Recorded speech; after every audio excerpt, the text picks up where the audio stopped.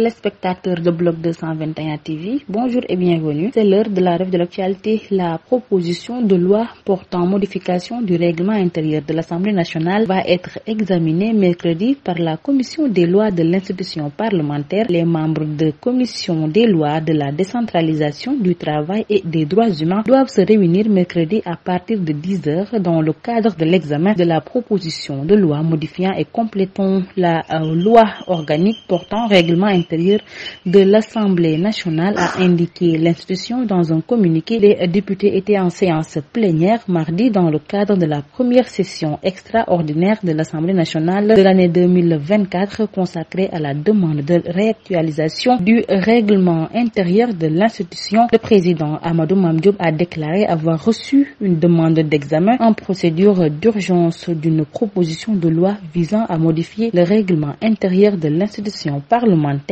émanant notamment de 79 députés. Le nouveau directeur général de l'Office national de l'assainissement du Sénégal, Seny Diène, s'est engagé mardi à prendre les dispositions nécessaires pour l'évacuation des eaux pluviales dans la ville sainte de Touba en prélude du Grand Magal. Le directeur général entrant a évoqué les urgences auxquelles l'ONAS doit trouver des solutions à quelques jours de la célébration du Magal de Touba, cité religieuse du centre du Sénégal où les équipes de la structure qu'il dirige désormais sont fortement attendues pour l'évacuation des eaux pluviales. Il a par ailleurs souligné la nécessité de procéder à une extension des réseaux d'assainissement dans les banlieues de Dakar et dans les villes de l'intérieur du pays. Au même moment, le directeur général sortant, Cheikh Dieng, a remercié le président de la République, Bassirou Diomaye Faye, et le premier ministre Ousmane Sonko pour la confiance placée en lui durant les mois qu'il a passé à la tête de l'ONAS. Il est de la responsabilité des entreprises de s'acquérir de leurs responsabilités fiscales. Il est de la responsabilité de l'État de préserver ses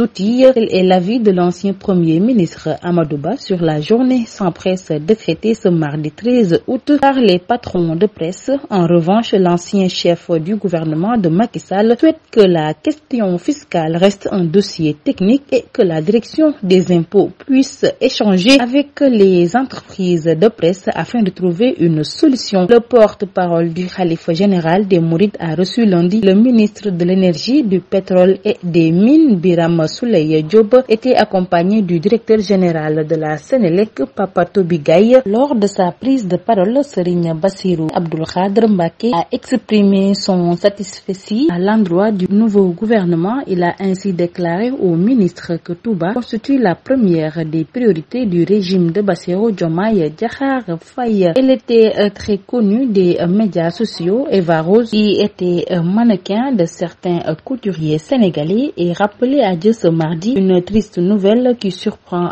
plus d'un, particulièrement ses amis et partisans du PASTEF dont elle faisait partie. Blog 221 compatit à la douleur de la famille éplorée. Actualité hors de nos frontières, le député Guy Marius Sagna a annoncé ce mardi la tenue d'une réunion de la communauté économique des États de l'Afrique de l'Ouest. Les commissions finances et budget, comptes publics et politique macroéconomique et recherche économique sont en effet réunies à Abidjan en Côte d'Ivoire. Cependant, le député de la communauté dénonce un manque de transparence dans la gestion du budget du Parlement de la CEDEAO depuis l'installation de son bureau. Une roquette s'est écrasée au large de Tel Aviv ce mardi 13 août selon l'armée israélienne. Un tir mené depuis la bande de Gaza est revendiqué par la branche armée du Hamas palestinien. Une journaliste de l'AFP sur place a entendu une explosion. Les derniers tirs de roquettes du mouvement islamiste sur Tel Aviv remontent à plus de 2 mois. Les brigades Ezzedine Al-Qassam, la branche armée du Hamas, ont annoncé mardi avoir tiré 2 roquettes M90 sur Tel Aviv et sa banlieue depuis la bande de Gaza, ravagée depuis le 7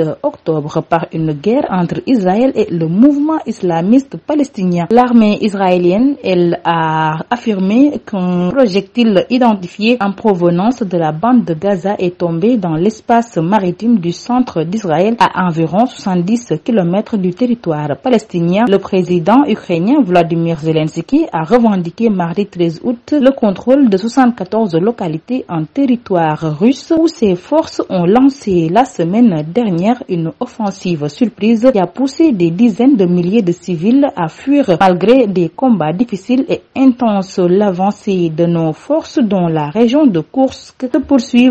Il y a 74 localités sous le contrôle de l'Ukraine, a déclaré Zelensky sur Telegram. En sport, le Real de Madrid et l'Atalanta Bergame vont s'affronter mercredi à 21h à Varsovie dans le cadre de la Supercoupe d'Europe. Les deux formations vont disputer leur premier match officiel de la saison. Le Real Madrid en tant que vainqueur de la Ligue des Champions et l'Atalanta vainqueur de la Ligue Europa. A noter que la formation espagnole s'est renforcée cet été avec l'arrivée de Kylian Mbappé qui va disputer son premier match sous ses nouvelles couleurs. Mesdames et messieurs, c'était tout pour aujourd'hui. Restez avec nos programmes.